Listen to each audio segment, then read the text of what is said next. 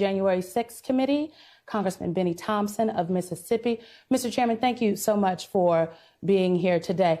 In the first hearing of the January 6th committee, you had this to say as a part of your opening statement. I'm going to read it.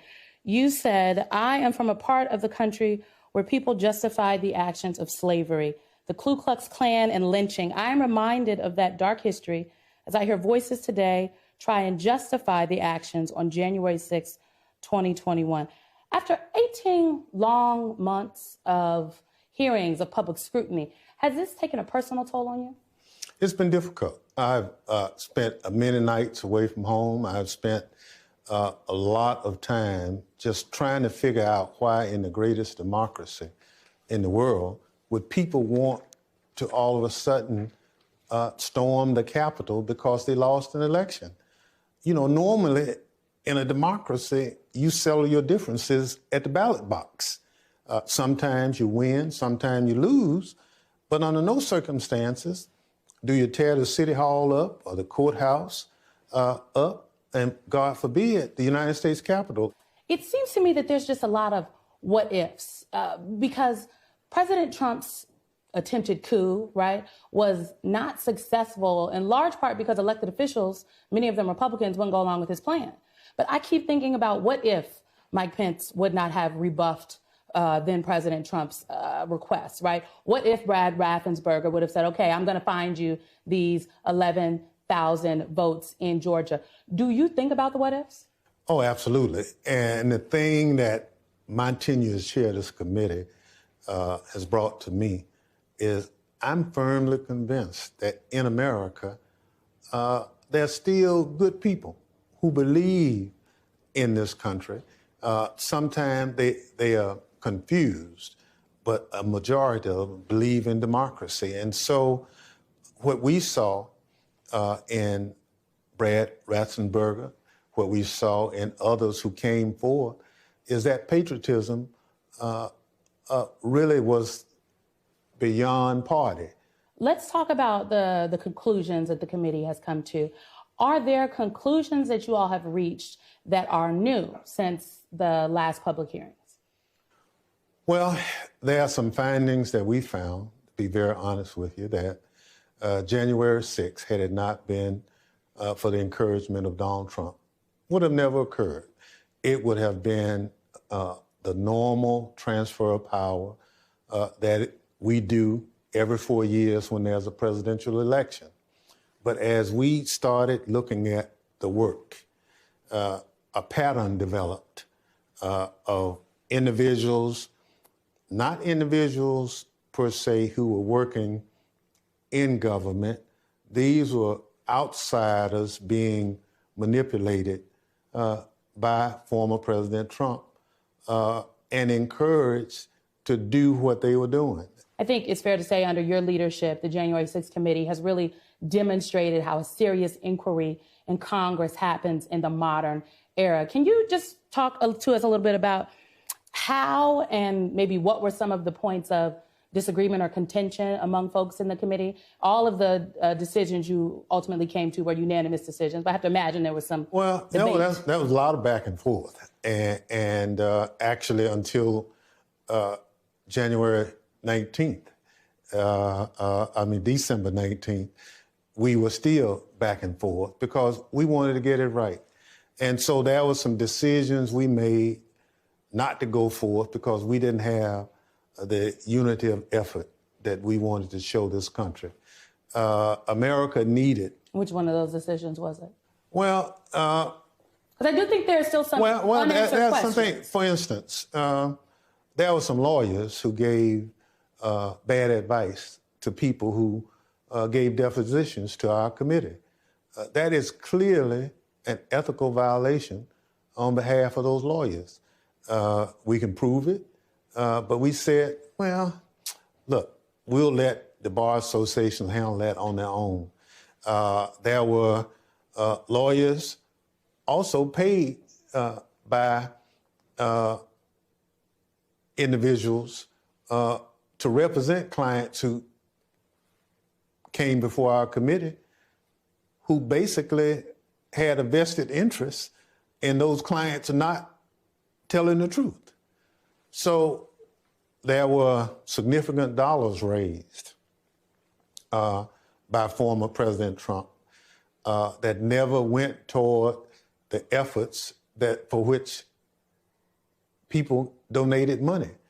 And so we don't know if this was an effort to just make money, but we know that when people donate money to you, ostensibly to stop the steal, and none of that money can be traced to anything, quote, to stop the steal, then, and you still have the money right now, 2 years after, there's some problems with that. But there were not unanimous decisions reached on what to do there. That's right. Okay. So rather than go down that, we looked at the broader issue. And to be honest with you, we wanted to look at recommendations and that, but it was just so egregious that the committee felt in terms of what the former president had orchestrated, that we just couldn't in good conscience not make the referral. Do you have confidence in the Justice Department's investigation into the former president?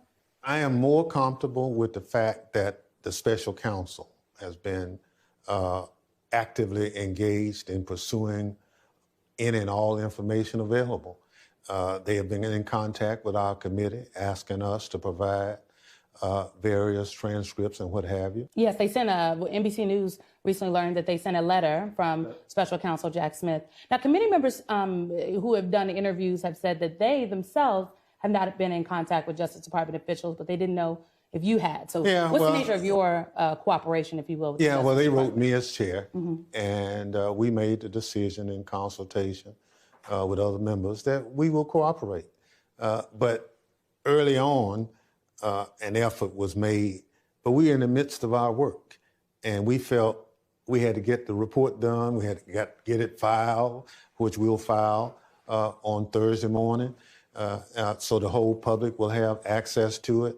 But it was a willingness on our part to get the job done.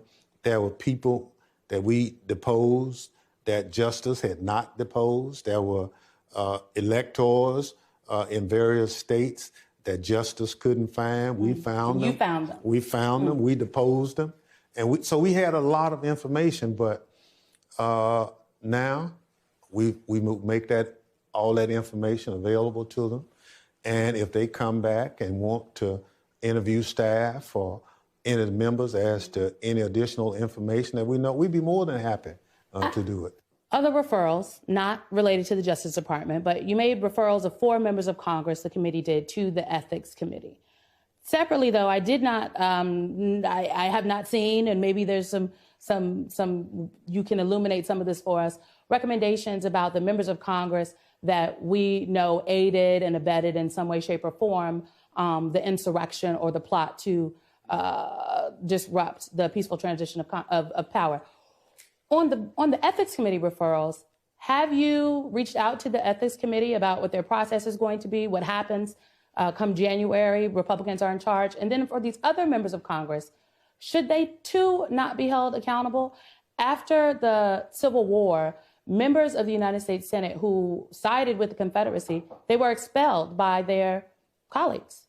Well, yeah, and obviously that was called the Ku Klux Klan Act of 1871, where individuals came forth and passed that law so that you couldn't be intimidated if you came and participated with this great government of ours. So I think people should not be intimidated. I think we absolutely have a right as Americans to participate and not be intimidated. And so, to be honest with you, Simone, what occurred on January 6th and what our committee ultimately uncovered, well, there were individuals who really wanted to alter the outcome of the will of the people.